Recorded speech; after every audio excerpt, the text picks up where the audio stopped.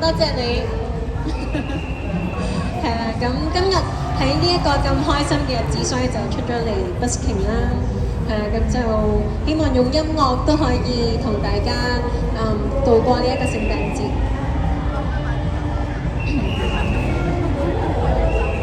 我哋嘅現場觀眾提議咧，既然咧有人識得你嘅歌，不如唱多1、2首自己嘅歌。唱自己歌啊？咁一係唱近排比較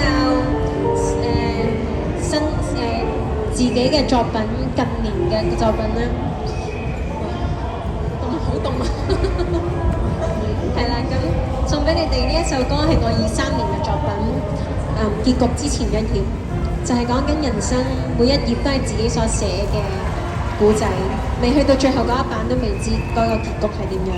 好，我唔講咁多，費事大家以為我喺度嗰啲叫咩啊？講經啊！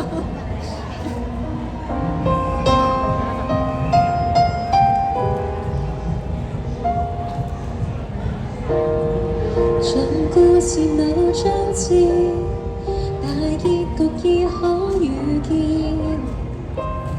上2頁每篇歌詞創不自揭，談情用數年，年年讓你懷緬那層面，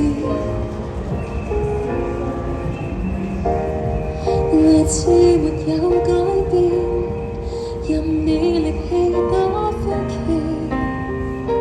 或結論也只得個重蹈覆轍。每場蕩氣的情節，充斥挫折。下2頁你不敢揭，也必須見。誰人也試過愛戀，愛情只不過幾卷，為人處也許愛怨，內心戲你未決，連篇範已沒法說，難得難堪也不算，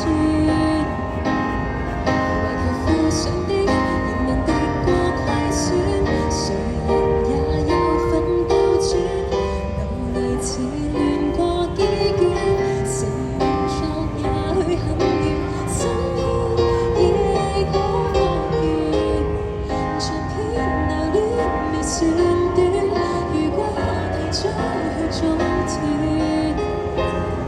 誰又待你寫成這本小說？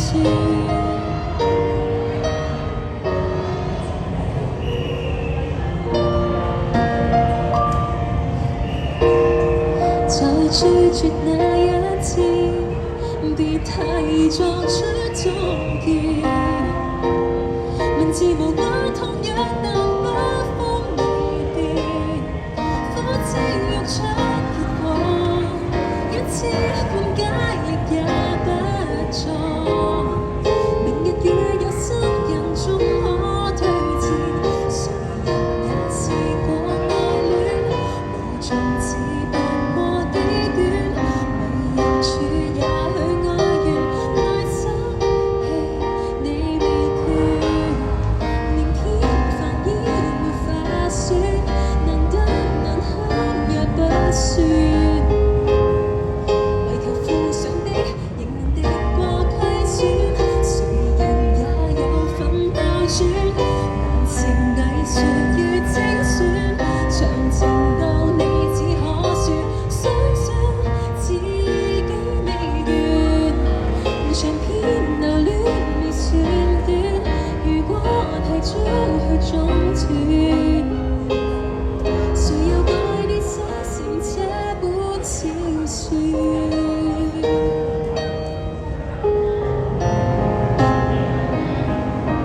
送俾大家結局之前一頁，係啦，係我嘅23年嘅一首作品。如果大家對我有興趣嘅話咧，其實你哋係可以 scan 呢個 QR code 啦，或者你哋可以 follow 下我嘅 Instagram 啦。